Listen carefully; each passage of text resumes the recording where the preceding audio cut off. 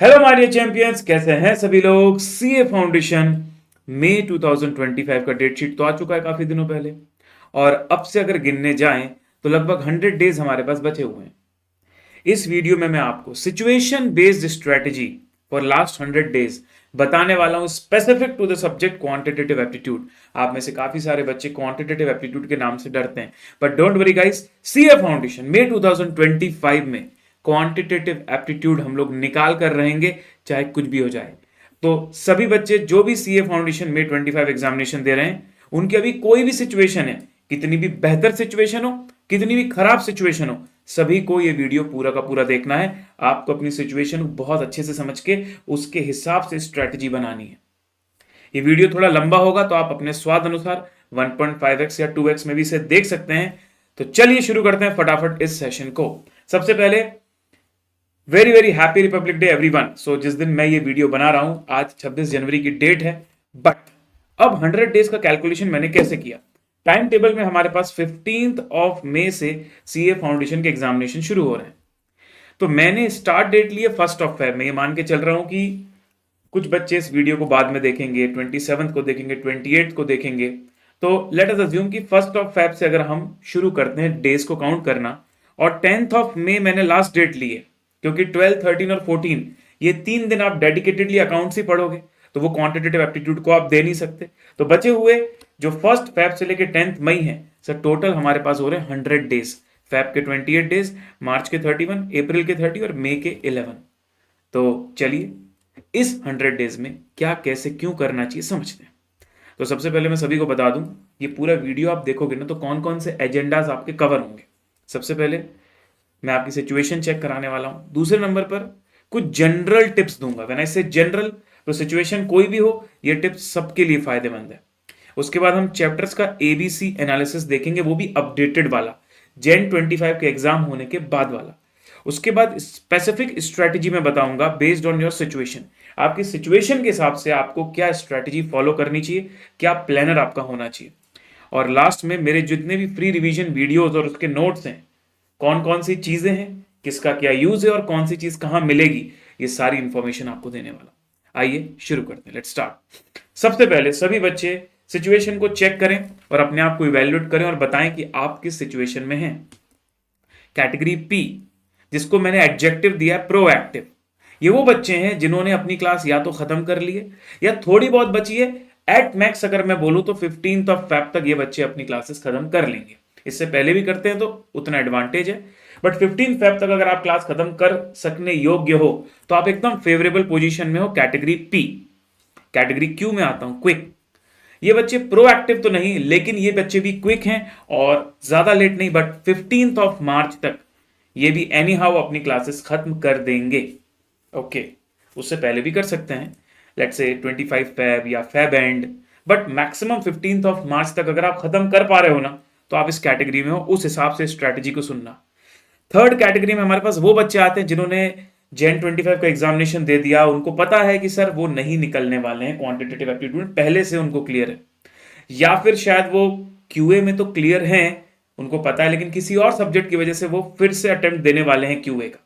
मतलब पहले उन्होंने कभी ना कभी सिलेबस पढ़ा है and they are going to re-attempt it. ये हो गया थर्ड कैटेगरी, कैटेगरी आर। और लास्ट कैटेगरी आती है हमारी category S, S for starter. ये वो बच्चे हैं जो अभी स्टार्ट कर रहे हैं पढ़ना, ओ माय गॉड, जिन्होंने अभी तक कुछ भी नहीं पढ़ा है, they want to start from scratch. तो सभी के लिए सिचुएशन बेस्ड स्ट्रेटजी मैं आपको बताने वाला हूं, डोंट वरी अबाउट इट। तो चलिए सबसे पहले टॉपिक से शुरू करते हैं। पहले सिचुएशन बेस्ड नहीं, पहले कुछ जनरल बातें कर लेता हूं। ये वो जनरल बातें हैं which is applicable for all the foundation aspirants. So before we start, सबसे पहले एक बात को समझो यार। सबसे पहले तुम्हें उस फीलिंग में उतरना पड़ेगा कि भाई साहब काउंटडाउन अब शुरू हो चुका है। 100 डेज पता भी नहीं चलेंगे कब निकल जाएंगे। It is the time to gear up. अरे 100 डेज हो जाएगा नहीं, करना पड़ेगा। It is not the time to give up, it is time to gear up and it is time to become serious and take actions bro. बोलने से सोचने से नहीं होगा, एक्शंस लेने पड़ेंगे अब। तो सभी अपने आप को प्रॉमिस करें सबसे पहले कि आने वाले 100 डेज में आप अपना बेस्ट देने वाले हो। जब खुद से वादा करोगे ना, तभी कुछ कर पाओगे भाई, किसी और को दिखाने के लिए नहीं, खुद से। Promise to yourself that you will give your best in the 100 days. Okay guys? Cool. Now, so before we start, मैं चाहता हूं कि इस वीडियो को पॉज करें आप, और अभी नहीं तो कभी नहीं, ये फिर आपका पूरा नाम, शहर का नाम, और आप चारों में से कौन सी सिचुएशन को बिलोंग करते हो। क्या आप प्रोएक्टिव कैटेगरी में हो, क्विक में हो, रिपीटर में हो, या स्टार्टर में हो, PQRS, और बाद में हैशटैग CA फाउंडेशन में 25, ये पूरा कमेंट लिख के आप पोस्ट कर दें, फिर वापस से वीडियो को प्ले करें। हो गया? डन। तो चलिए शुरू करते हैं।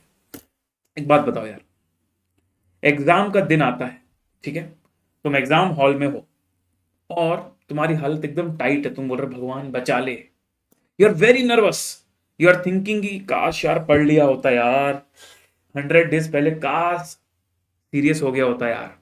तुम एग्जाम हॉल में ब्लैंक हो जा रहे हो, तुमको समझ नहीं आ रहा क्या करना है, और जब टाइम पूरा हो रहा है तुम बाहर निकल रहे हो 4 बजे और एकदम सैड फेस लेके बैठे हो।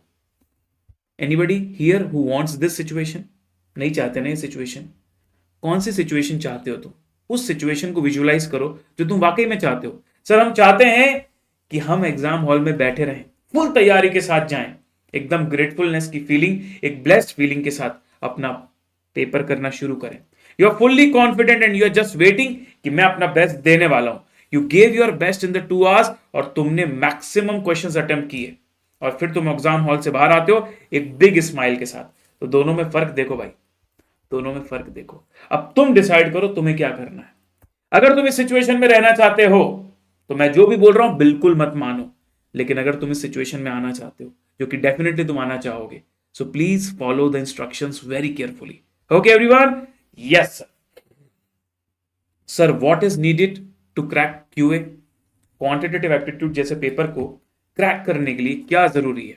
सबसे पहले मैं आपको बता दूं भाई, हार्ड वर्क तो चाहिए ही चाहिए, हार्ड वर्क का कोई सब्सटीट्यूट नहीं है, लेकिन हार्ड वर्क सही डायरेक्शन में हो रहा है कि नहीं वो भी इक्वली इंपॉर्टेंट है। वरना हार्ड वर्क तो बहुत लोग करते हैं, पर हार्ड वर्क करने वाले सभी लोग भी पास नहीं होते। ऐसा क्यों? Because their direction is not right. दूसरी बात, ICAI स्टडी मटेरियल, जिसको हम प्यार से ICAI मॉड्यूल बोलते हैं, उसमें ग्रिप होनी एकदम जरूरी। It's the bare minimum thing a CA student need to have. Command on calculator, calculator पर आपकी सुपर कमांड होनी चाहिए। एक्स्ट्रा MCQs मतलब PYQ, MTP, RTP आपके देखे हुए होने चाहिए। पर इन सब चीजों के साथ, ये पूरी प्रिपरेशन के साथ, आपको एग्जाम के प्रेशर को हैंडल करते भी आना चाहिए। तो मैं ये 5 टॉपिक जो है ना, थोड़ा सा और विस्तार में जाकर डिस्कस करता हूं, ध्यान से सुनना। सर अब आने वाले 100 डेज के लिए सबसे पहले तो तुम ये समझ लो भाई कि तुम्हारी फर्स्ट प्रायोरिटी होनी चाहिए CA फाउंडेशन एग्जाम। तुम इसको ऐसे नहीं ले सकते कि ठीक है ये भी दे दूंगा, ये भी ट्राई मार लूंगा। भाई ये ट्राई मारने जैसी चीज नहीं, इसमें मेहनत लगती तभी निकलता है, ठीक है, मजाक नहीं है भाई। There is no shortcut. मैं पहले ही बता दूं, हार्ड वर्क तो करना ही पड़ेगा, लेकिन इसके साथ साथ आपको एक राइट डायरेक्शन होना चाहिए। और राइट डायरेक्शन का मतलब प्रॉपर प्लानिंग। मतलब मैं अपना मेहनत इतना सारा कर रहा हूं तो एक प्रॉपर प्लानिंग करके करूं। अब सर प्रॉपर प्लानिंग कैसे होगी? तो मैं आपको जब सिचुएशन बेस्ड स्ट्रेटेजी बताऊंगा ना, तब उस बेसिस पे आप अपनी प्लानिंग करोगे। मैं आपको एक प्लानर भी देने वाला हूं, डोंट वरी अबाउट इट, लेकिन पहले पूरी बात को सुन लेना, उसके बाद उस प्लानर को फॉलो करना। ऑलराइट? Yes sir. तो दूसरी बात जो मैं तुमसे कह रहा था, grip on ICAI study material. देखो यार, तुम सिर्फ MCQs करोगे और तुमको लगेगा कि यही MCQ उठ के आ जाएगा, मैं रट लेता हूं। भाई without understanding the concept MCQ को करना is a waste of time, totally waste of time. इसलिए मैं तुमको बता दूं भाई, पूरी की पूरी स्टडी मटेरियल में जो भी कॉन्सेप्ट्स दिए हैं, इसके अलावा उसके अंदर जो भी फॉर्मूलाज दिए हैं, जो भी थ्योरी दी हुई है, जो भी MCQs दिए, हमारे सारे कवर्ड होने चाहिए, सब कुछ कवर्ड होना चाहिए। Okay everyone? So study material हमारा सबसे मेन बुक है। ओके सर, लेकिन सर मैथमेटिक्स क्वांटिटेटिव एप्टीट्यूड का पेपर आता है केवल 2 घंटे के लिए, मतलब आपको 100 MCQs अटेम्प्ट करने 2 घंटे में, which is a challenging thing. मतलब टाइम मैनेजमेंट यहां पर बड़ा ही बिग रोल प्ले करता है। तो टाइम मैनेजमेंट को प्रॉपर करने के लिए आपको कैलकुलेटर ट्रिक्स बननी चाहिए। कैलकुलेटर ट्रिक्स की मदद से जितने भी न्यूमेरिकली ऐसे क्वेश्चन हैं जो कैलकुलेटर से हो सकते हैं, वहां आपका समय बचेगा, और समय बचता है तब आप जाके ऑन एन एवरेज 100 MCQs कर पाते हो। भाई हर क्वेश्चन एकदम क्विकली हो जाए जरूरी नहीं है, पर जहां जहां ट्रिक लग सकती है, अगर वहां वहां ट्रिक लगा दी तो फिर जो बड़े क्वेश्चन है उनके लिए टाइम बचेगा और सारे क्वेश्चन अटेम्प्ट कर पाओगे। समझ पा रहे हो मेरी बात? तो ज्यादा से ज्यादा प्रैक्टिस करो, कैलकुलेटर को एकदम बहुत ज्यादा इंपॉर्टेंस दो और कॉन्शियसली कैलकुलेटर में अपनी ग्रिप बनाने की कोशिश करो, अपनी कमांड बनाने की कोशिश करो। ऑलराइट एवरीवन, ठीक है। अब इसको लेके सर बहुत कंफ्यूजन होता है बच्चों में, पीवाईक्यू, एमटीपी, आरटीपी। सबसे पहले मैं तुमको बता दूं, पीवाईक्यू मतलब जो पुराने पेपर आए हुए, पास्ट ईयर क्वेश्चंस। एमटीपी मतलब हर अटेम्प्ट से पहले आईसीआई 2 मॉक टेस्ट पेपर की सीरीज लाती, कभी कभी 3 भी होती है। उसके अंदर वो 100 मार्क्स का एक पेपर बना के देते हैं, जिसमें काफी सारे क्वेश्चंस पुराने वाले भी होते हैं, कुछ नए क्वेश्चंस भी ऐड होते हैं। तो मॉक टेस्ट पेपर्स में भी अच्छे अच्छे क्वेश्चंस देखने को मिलते हैं, तो वो भी आईसीआई का ही रिसोर्स है। और आरटीपी मैथ्स में पहले नहीं आती थी, पिछले 2 अटेम्प्ट से आ रही है, but as of now RTP में कुछ खास क्वेश्चंस नहीं आ रहे हैं। बट मैं सब्सटेंशियली बात करूं तो पीवाईक्यू, एमटीपी हमारे लिए मेन सोर्स है। आरटीपी तो अभी 2 ही 3 है, उसमें भी बहुत 10-10, 12-12 क्वेश्चंस हैं, फिर भी उनको हम कर लेंगे, don't worry about it. But the point is that ये जो भी रिसोर्सेज की मैं बात कर रहा हूं, ये सब आईसीएआई ने पब्लिश किए हैं। अब बच्चे क्या करते हैं, कोई भी एक्सटर्नल रेफरेंस ले लेते हैं और उसको सॉल्व करने लगते हैं स्टडी मटेरियल के बाद। अरे भाई, स्टडी मटेरियल अभी आईसीआई का पूरा कंटेंट खत्म थोड़ी हुआ है स्टडी मटेरियल में। इसके अलावा जब आप पास्ट के पेपर, एमटीपी और आरटीपी देखते हो, तब आईसीआई का पूरा मटेरियल खत्म होता है। तो भाई साहब, आईसीआई का मॉड्यूल करने के बाद आपको इन चीजों को भी करना है। कैसे करना है वो आगे जाके बताऊंगा। How many previous years, sir पुराने कितने सालों के एमटीपी, कितने सालों के पीवाईक्यू करें, ये डिपेंड करता है हमारे पास टाइम कितना अवेलेबल है। ठीक है, जितना ज्यादा हो सके उतना अच्छा करो। व्हाट इज इनफ, इनफ कुछ भी नहीं है, जितना ज्यादा करके जाओगे उतना अच्छा रहेगा। लेकिन कितना और कब और कैसे करें, ये इस बात पे डिपेंड करता है ना कि समय कितना है। पता चला वही करते रहेगा और दूसरी इंपॉर्टेंट चीज छूट गई। ठीक है, तो वो मैं तुमको गाइड करूंगा स्पेसिफिक सिचुएशन बेस्ड स्ट्रेटजी में। नाउ अब सवाल ये उठता है सर कि ये जो पीवाईक्यू, एमटीपी, आरटीपी हैं, ये तो अलग अलग पेपर, बहुत सारे अलग अलग पीडीएफ्स हैं, अलग अलग जगह से हमको इकट्ठे करने पड़ेंगे। जी हाँ, उसके अंदर क्वेश्चन सारे मिक्स रहेंगे। जी हाँ, तो सर अगर हम चैप्टर वाइज टॉपिक पढ़ते हैं और उसी चैप्टर के हमको पीवाईक्यू, एमटीपी करने, मान लो आप अपना रिवीजन करते हो और रिवीजन के साथ आपको देखने की इसमें एक्स्ट्रा क्वेश्चंस भी कौन से हैं, तो क्या ये सब करने बैठोगे आप कि हर एक पेपर ढूंढोगे उसमें वो वाले चैप्टर से क्वेश्चन कहाँ कहाँ है? वो इतना टाइम तुम्हारे पास नहीं है। So there is a book called as MCQ compiler book, जो मैंने कंपाइल की है आप लोगों के लिए, जिसमें मैंने टॉपिक वाइज डिस्ट्रीब्यूशन कर दिया एमटीपी पीवाईक्यू का। फॉर एग्जांपल, जैसे मैथ्स फॉर फाइनेंस शुरू हुआ, उसके अंदर मैंने पहला टॉपिक डाला एसआई एंड सीआई। तो एसआई एंड सीआई के मई 18 से लेके अभी तक के पीवाईक्यू। फिर अगले सेक्शन में एसआई और सीआई के मई 18 से लेके अभी तक के मॉक टेस्ट पेपर्स के क्वेश्चन। ऐसे सेग्रीगेटेड वे में पूरे सिलेबस के ढेर सारे एमसीक्यू मैंने इसके अंदर डाले हुए हैं, टॉपिक वाइज डिस्ट्रीब्यूशन। जो भी एमसीक्यूज ऐसे हैं जिनमें कुछ खास है, जिनमें कुछ नया एडजस्टमेंट है, जिसमें कुछ स्पेशल ट्रीटमेंट है, उनको मैंने स्टार मार्क्ड करके रखा हुआ, बुक के अंदर ही स्टार मार्क्ड है वो। ठीक है, और उसके वीडियो सॉल्यूशंस आपको यूट्यूब पे डाले हुए मैंने। ठीक है जी, तो जो बच्चे मई 25 या सितंबर 25 टारगेट कर रहे हैं, वो एडिशन 4 को डेफिनेटली यूज कर सकते हैं। और प्रिंटेड बुक और ई बुक दोनों में ये बुक अवेलेबल है, तो you can order now from capranav.com। ठीक है जी, तो ये हमारी बुक है, इस तरीके से आपको नजर आएगी। और अभी लिमिटेड टाइम के लिए अगर आप कोड यूज करते हो CA प्रणव, तो आपको 100 रुपीज फ्लैट ऑफ मिलने वाला है। ठीक है जी, हार्ड कॉपी में। आखिरी पॉइंट मैंने तुमको बोला था, हैंडलिंग द एग्जाम प्रेशर। सब कुछ तैयारी मैंने करी, जो जो सर आपने बोला सब करा, लेकिन सर पेपर में देके परफॉर्म नहीं कर पाया, वो 2 घंटे मैनेज नहीं कर पाया। सो भाई, सीए के एग्जाम्स में बच्चे थोड़ा डर जाते हैं, थोड़ा नर्वस हो जाते हैं, और वास्ट सिलेबस होने की वजह से थोड़ा प्रेशर में आ जाते हैं। तो मेंटली स्ट्रांग होना भी हमको सीखना है। अब ये 2 तरीके से हुआ जाता है, एक तो अपने आप को इंटरनली स्ट्रांग करो, और दूसरा एग्जाम की इन्वायरमेंट से कंफर्टेबल हो जाओ। तो पेपर से पहले जितने ज्यादा मॉक पेपर्स देकर जाओगे ना, जितनी ज्यादा बार 2 घंटे का टाइमर लगाकर पेपर सॉल्व करोगे ना, उतनी तुम्हारी टाइम को मैनेज करने की प्रैक्टिस होगी, और उतना कम चांसेस है कि तुम एग्जाम प्रेशर में अपने आप को ब्लैंक पाओगे। ठीक है जी, so only talk positive, always talk positive. मैं और बेटर क्या कर सकता हूं, किसी ऐसे इंसान से बात मत करो यार जो तुमको बहुत नेगेटिविटी देता हो कि भाई तेरे को पता है ये भी नहीं हुआ, वो भी नहीं हुआ, कैसे करेंगे, वैसे करेंगे। नो भाई, only talk positive, only think positive, avoid the negative people around you.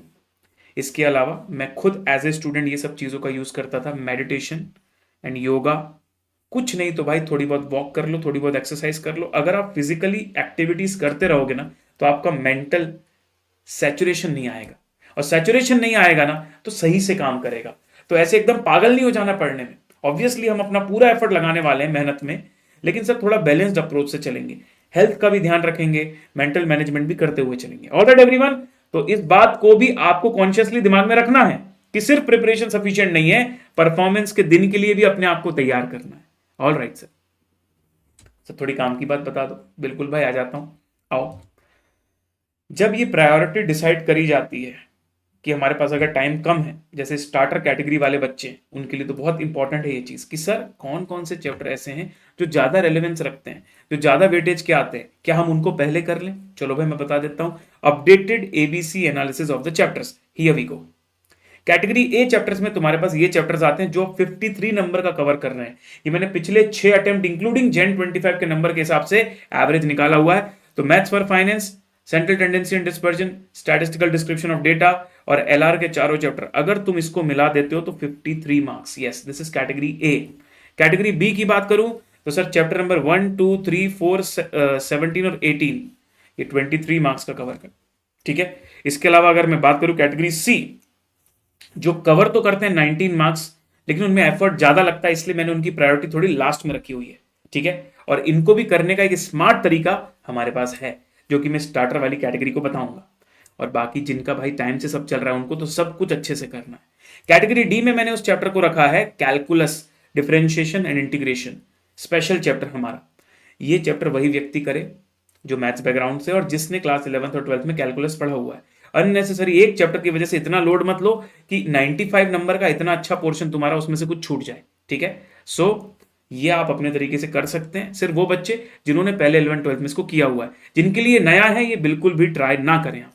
Now listen, A B C plus D classification मैंने एक साथ यहां पर बना दिया, तो आप चाहें तो इस इमेज का स्क्रीनशॉट ले सकते हैं। वैसे तो ये पीडीएफ भी मैं मेरे टेलीग्राम चैनल में डालने ही वाला हूं, डोंट वरी अबाउट इट, ठीक है। तो ये वन व्यू, सिंगल व्यू मिल गया तुमको एबीसी कैटेगरी। तुम चाहो तो उसका प्रिंट आउट अपने पास रख सकते हो ताकि तुम्हें ध्यान रहे कि किसको ज्यादा इंपॉर्टेंस देना है। Now listen to me very carefully. अब तुम्हारे बहुत काम की बात आई। अगर तुम 2x की स्पीड में सुन रहे हो ना इस वीडियो को, तो मैं तुमको बोल दूं जब तुम्हारी वाली कैटेगरी आए ना, स्पीड थोड़ी 1.5x या 1.25x कर लेना, ठीक है। ऑलराइट सर, कर लेंगे। सबसे पहले अगर आपने वीडियो के स्टार्टिंग में अपनी कैटेगरी नहीं देखी थी तो एक बार फिर से मौका देता हूं, अपनी कैटेगरी देख लीजिए। पी फॉर प्रोएक्टिव, वो बच्चे जिनका क्लास हो चुका है या 15 फरवरी तक तो हो ही जाएगा। क्यू फॉर क्विक, वो बच्चे जिनकी क्लासेस चल रही है लेकिन 15 मार्च तक तो हो ही जाएंगी। और आर पे वो आते हैं जो है स्पेशल रिपीटर, जो पहले कभी पढ़ चुके हैं और एग्जाम भी दे चुके हैं, अब May 25 में फिर से पेपर देने वाले किसी भी कारण से। और एस में आता है स्टार्टर, जो अभी भी 100 डेज में ही शुरू से शुरुआत करना चाहता है। मैं उसको बोल दूं भाई तेरे लिए भी पॉसिबल है पास होना, डोंट वरी, ठीक है।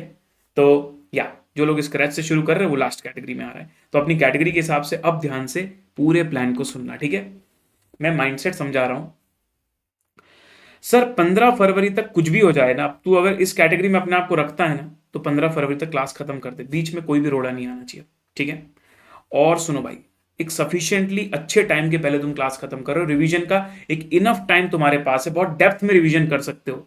बड़ा हाई टारगेट रखो भाई, अपना पेस बरकरार रखो, बिल्कुल भी ओवर कॉन्फिडेंट मत हो जाओ। जो तुम्हारा पहला डिटेल्ड रिवीजन होगा, एकदम डिटेल्ड रिवीजन, उसको जल्दी से जल्दी शुरू कर दो। डिटेल्ड रिवीजन में जितना टाइम लगे उतना टाइम लगाओ, टाइम की तुम्हारे पास कमी नहीं है। जो भी डिफिकल्ट क्वेश्चंस या टॉपिक्स दिखते हैं उनको मार्क करते चलो, ताकि बाद में सेकेंड, थर्ड और 1.5 डे वाले रिवीजन में तुमको पता रहे कि कहां पर ज्यादा चैलेंज आता है। अब जब तुम फर्स्ट डिटेल्ड रिवीजन कर रहे हो तो हर चैप्टर को खत्म करने के बाद, उसकी क्लास को रिवाइज करने के बाद, उसके सारे पीवाईक्यू एमटीपी करो। सारे मतलब सारे, सिर्फ स्टार मार्क्ड वाले नहीं, सारे। और May 18 से लेके Jan 25, तुम्हारे पास टाइम की कमी नहीं भाई, तुम जितनी प्रैक्टिस करोगे उतना बेटर है। तुम्हें एडिशनल क्वेश्चन बैंक भी करनी चाहिए। आईसीआई की स्टडी मटेरियल में जो एडिशनल क्वेश्चन बैंक है ना, उसमें बहुत सारे क्वेश्चंस गलत भी होते हैं। तो मैं उन बच्चों को मना करता हूं जिनके पास टाइम नहीं है, बट जिनके पास टाइम है वो उसको भी करें, ठीक है। उसके भी वीडियोस मिल जाते हैं यूट्यूब में, कहीं गड़बड़ है तो तुम सॉर्ट आउट कर सकते हो, बिकॉज यू हैव टाइम। सो छोड़ के कुछ भी मत जाओ। आफ्टर द फर्स्ट रिवीजन मान लो तुम्हारा 40-45 डेज में कंप्लीट होता है। 100 नंबर का प्रॉपर पेपर देकर देखो कैसी तैयारी है। उसमें अंडर कॉन्फिडेंट नहीं होना है। मैं तो कहता हूं 2 पेपर दो और उसके बाद देखो, अपने मार्क्स देखो, अपने उस 2 घंटे को एक्सप्लोर करो कि तुमने कहां क्या गलतियां करी, अपने वीक एरियाज फाइंड आउट करो। और उसके बाद जब तुम सेकंड ऑनवर्ड रिवीजन करने जाओ ना, तो उन वीक एरियाज पर ज्यादा फोकस करना, ठीक है। तो जितना ज्यादा हो सके एग्जाम तक रिवाइज करते रहिए, ज्यादा से ज्यादा टेस्ट पेपर को सॉल्व करते रहिए। वो 2 घंटे के लिए आपकी जो स्पीड बनेगी ना, आप भी नहीं जानते, बस ये चीज आपको करते रहनी पड़ेगी। पर आपका पूरा 100 डेज का प्लानर मैंने डिटेल्ड डे वाइज डिस्क्रिप्शन पर डाल दिया, एक लिंक प्लानर शीट का, तो वहां जाके आप देख सकते हो। मैं आपको एक झलक भी दिखा देता हूं, मोबाइल पे भी ओपन हो जाएगा। तो इस तरीके से एक शीट है, जिस शीट में चारों ही कैटेगरी के लिए मैंने डिटेल्ड प्लानर डाला हुआ है। जो मोबाइल में भी ओपन होता है तो ध्यान से वहां टैब चेंज कर लेना। प्रोएक्टिव का अलग टैब है, मतलब चारों PQRS चारों के लिए अलग अलग टैब है, ठीक है। और उसकी लिंक मैंने डिस्क्रिप्शन पर डाली हुई है। नाउ लिसन, ये हो गया कैटेगरी P के लिए। अब मैं चलता हूं कैटेगरी Q, क्विक। भाई मुझे पता है तुम्हारी क्लास चल रही है, तुम बहुत लेट नहीं हो, बिल्कुल सही हो, तुम प्रोएक्टिव भी नहीं हो, बट तुम बिल्कुल बैलेंस्ड हो। तो 15 मार्च एक डेडलाइन रख लो कि 15 मार्च तक मुझे मेरा सिलेबस खत्म करना है, एनी हाउ खत्म करना ही करना है। एक स्ट्रिक्ट कट ऑफ डेट रख लो कि 15 मार्च सिलेबस खत्म। उस हिसाब से अभी से प्लानिंग कर लो। ज्यादा क्लास देखनी पड़े तो थोड़ा थोड़ा ज्यादा भी देखना शुरू करो, लेकिन 15 मार्च मतलब 15 मार्च। 16 मार्च से तुम्हारा रिवीजन शुरू हो जाना चाहिए। अच्छा, क्योंकि अब रिवीजन का तुम्हारे पास भी टाइम तो सफिशिएंट है, बट कैटेगरी P वालों से थोड़ा कम है। तो अगर तुम्हें ऐसा लग रहा हो कि तुम्हारे रिवीजन में थोड़ा ज्यादा टाइम लग रहा है, अगर रिवीजन बहुत स्लो करो रहे हो तो MTP PYQ नहीं हो पा रहे, तो you can take the help of one shot revision. मेरे वन शॉट रिवीजन हर चैप्टर के डले हुए हैं, तुम उसकी हेल्प ले सकते हो। After the first revision is done. अच्छा, तुम जब MTP PYQ कर रहे हो ना, अगर तुम्हें ऐसा लग रहा है कि MTP PYQ सारे करने में बहुत टाइम लग रहा है, डोंट वरी, मैंने बुक के अंदर स्टार मार्किंग करके रखी हुई MCQ कंपाइलर में। तो तुम सिर्फ स्टार वाले कम से कम करते चलो। स्टार वाले भी कर लोगे ना तो वेराइटीज बहुत कवर हो जाएंगी, ठीक है। After the first revision is done, तुम्हें भी 100 मार्क्स का एक मॉक टेस्ट पेपर देना ही है और देखना है कि कहां दिक्कत आ रही है, कहां गड़बड़ हो रही है, ठीक है। और देखो भाई, तुम बैलेंस्ड में हो तो अब पीछे नहीं होना है, क्योंकि अब अगर तुम इसी पेस में रहते हो, सब कुछ टाइम से करते हो ना, तो तुम सिर्फ पास नहीं बहुत अच्छा स्कोर करने वाले हो। तो भाई क्यों उसको लूज करना, उस अपॉर्चुनिटी को, ठीक है। तो अपने आप पे बिल्कुल भरोसा रखो। You have a fair chance of scoring high. ऐसा नहीं कि सर मैं सेकंड कैटेगरी में आ गया तो मैं बहुत ज्यादा, तुम भी बहुत ज्यादा स्कोर कर सकते हो डेफिनेटली, ठीक है। तुम कुछ लेट नहीं हुए हो। तो तुम्हारे लिए भी डे वाइज प्लानर शीट मैंने डिस्क्रिप्शन पर डाल दी है, you can take a view of it, ठीक है। फिर आते हैं सर हम लोग थर्ड कैटेगरी में, जिसका नाम है कैटेगरी R, रिपीटर। देखो भाई, तुम रिपीटर हो सकता है कि क्यू में तुम क्लियर ना हुए हो पहले, या तुम्हें पता है क्लियर नहीं होगे, या फिर ऐसा भी हो सकता है कि तुम क्लियर हो गए हो लेकिन फिर भी किसी और सब्जेक्ट की वजह से तुमको री अटेम्प्ट देना पड़ रहा है। पर मुझे ये पता है भाई, अगर क्लियर हो भी गए हो ना, there is always a scope of improvement. अगर तुम 50-55 नंबर ला रहे थे तो इस बार 80 का टारगेट करो। एक काम करो, वीक और स्ट्रॉन्ग चैप्टर अलग अलग रखो। जो भी वीक चैप्टर है ना, उनमें क्लासेस देख लो अगर जरूरत पड़े तो, ठीक है जी। जो भी क्लास तुमको देखनी है, जो भी वीडियोस तुमको देखने हैं, या तुम्हारी जो भी पुरानी बैचेस हैं जिसका तुम्हारे पास शायद वैलिडिटी होगा, और तुमको वो पेंडिंग चीजें कंप्लीट करनी है क्योंकि शायद तुमने कोई चैप्टर स्किप कर दिया हो पिछली बार, वो सब चीजें 15 मार्च तक निपटा दो भाई। 15 मार्च तक खत्म कर दो वो सब। 15 मार्च के बाद कुछ भी क्लास नहीं बचना चाहिए तुम्हारा, ठीक है सर। एक माइंडसेट रखो। देखो, दो तीन चीजें, मैं क्लियर नहीं हो पाया था, अब कैसे करूंगा अगली बार, उल्टा ऐसे मत सोचो। मैं क्लियर नहीं हो पाया था, इस बार तो करना ही है मुझे भाई, डू और डाई सिचुएशन है। मैं एक और बार नहीं झेल सकता क्लियर ना होना। इस बात को माइंड में रखो, you have to bounce back, कोई चॉइस नहीं है तुम्हारे पास। MTP PYQ अगर पिछली बार नहीं किया था तो इस बार तो करो। इस बार तो तुम सिलेबस पहले से जानते हो, तुम थोड़ी ना पहली बार पढ़ रहे हो सिलेबस को। तो और इंप्रूवमेंट लाओ, जो चीजें नहीं कर पाए थे पिछली बार इस बार करो। अच्छी अपॉर्चुनिटी है अच्छा स्कोर करने की। ज्यादा से ज्यादा मॉक पेपर्स दो ताकि स्पीड भी बढ़े और कॉन्फिडेंस भी बढ़े। तुम्हारे लिए भी डिटेल्ड प्लानर लिंक डिस्क्रिप्शन पर डाली हुई है। फिर आता है कैटेगरी S, स्टार्टर। भाई तुम लोग सबसे पहले तो इस बात पे विश्वास करो कि हाँ तुम कर सकते हो। Is it possible to pass QA in 100 days starting from scratch? काफी लोगों ने किया, आप भी कर सकते हो, ठीक है। अब क्या होता है, मैंने कैटेगरीज बताई थी ABC। तुम अब ना for the time be A और B में फोकस करो बस। सर C को छोड़ दें? नहीं, छोड़ना नहीं है, मैं तरीका बताऊंगा। A और B को पूरा फोकस करो, A और B की ही क्लासेस करो। जैसे अगर मैं मेरे रेगुलर बैच की बात करूं ना, 120 आवर्स में A और B कैटेगरी खत्म हो जाती है। तो अगर तुम अभी भी बैच लेके क्लासेस शुरू करते हो ना, 120 आवर्स तुम 15 मार्च तक कर सकते हो। दिन में 3 घंटे तुमको क्लास देखनी पड़ेगी। 1.25 1.5x में देखोगे, 2 घंटे में तुम्हारा काम हो जाएगा। बट अगर कंसिस्टेंटली आज से आगे 40 दिन तक तुम अगर कैटेगरी A और B के क्लासेस खत्म कर देते हो ना, एक अच्छे लेवल पर पहुंच जाओगे, एक अच्छी अंडरस्टैंडिंग सिलेबस की हो जाएगी। उसके बाद कैटेगरी C के चैप्टर मत करो, सीधे रिवीजन में लग जाओ ए और बी का। ए और बी का रिवीजन कंप्लीट करने के बाद फिर देखो कितना टाइम बच रहा है। ए और बी का रिवीजन करते समय तुम्हें स्टार मार्क्ड वाले मतलब इंपॉर्टेंट वाले पीवाईक्यू एमटीपी भी एमसीक्यू कंपाइलर से कर लेने चाहिए। अगेन डिपेंड्स ऑन स्पीड, अगर लग रहा है बहुत स्पीड स्लो है तो फिर एमटीपी पीवाईक्यू मत करना, बट कर लोगे तो बेटर रहेगा। इसके बाद जो टाइम बचा, उस बचे हुए टाइम में तुमको कैटेगरी सी चैप्टर्स करना है। ऑब्वियसली टाइम तुम्हारे पास कम बचेगा, तो उस समय तुम मेरे ओटीएम वीडियोस हैं कैटेगरी सी के जितने भी चैप्टर्स हैं ना, जितने भी टॉपिक्स हैं उसके ओटीएम वीडियोस हैं, कुछ नहीं तो कम से कम वो देख कर जाना। तुम्हारे लिए भी detailed day wise planner link मैंने डिस्क्रिप्शन पर डाली हुई है। ठीक है एवरीवन, ऑलराइट सर। तो ये हो गई हमारी चारों कैटेगरीज। अब जैसे कि मैंने बताया कि मेरी भी बैचेस अवेलेबल हैं, तो जो बच्चे अगर बैचेस के बारे में भी सोच रहे हैं, जिनके पास टाइम कम है लेकिन अब वो प्रॉपर प्लान करके मई 25 में निकालना ही चाहते हैं, तो मेरा जो रेगुलर बैच है भाई उसमें 92 लेक्चर्स है 160 आवर्स, और जैसा कि मैंने बताया इसमें से 120 आवर्स रेगुलर जो है वो कैटेगरी ए और बी का है, तो कम से कम वो जरूर देख लो। 2 प्रिंटेड बुक्स मिलेंगी, 9 मंथ्स की वैलिडिटी है, और ये तुम्हारी कॉस्ट है बिफोर डिस्काउंट। अभी डिस्काउंट भी चल रहा है तो वो भी तुम एप्लीकेबल करवा सकते हो। रिपब्लिक डे का 10% ऑफ है ultimateca.com पर। मेरा फास्ट ट्रैक बैच भी, जिसको हम चैंपियन फास्ट ट्रैक बैच बोलते हैं, उसके अंदर मैंने 114 आवर्स में सब कुछ करवा दिया है। तो इसके अंदर अगर तुम कैटेगरी ए और बी करने जाओगे तो और कम टाइम में हो जाएगा, 70-80 घंटे में। पर ये तुम तभी करना जब तुम्हें लगता है कि तुम मैथ्स को जल्दी जल्दी समझ पाते हो। अगर मैथ्स में ऑलरेडी वीक हो तो रेगुलर को फोकस करना।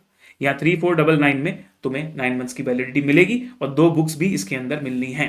अगेन ultimateca.com पर जाके तुम इसको बाय कर सकते हो। अब अगर मैं बात करूं मेरे free revision videos and notes की, सबसे पहले मैं तुमको बता दूं एक प्लेलिस्ट की लिंक मैंने डिस्क्रिप्शन पर डाली हुई है, रिवीजन वीडियोस एंड सीरीज वाली, जिसकी प्लेलिस्ट में 3,16,000 व्यूज हैं।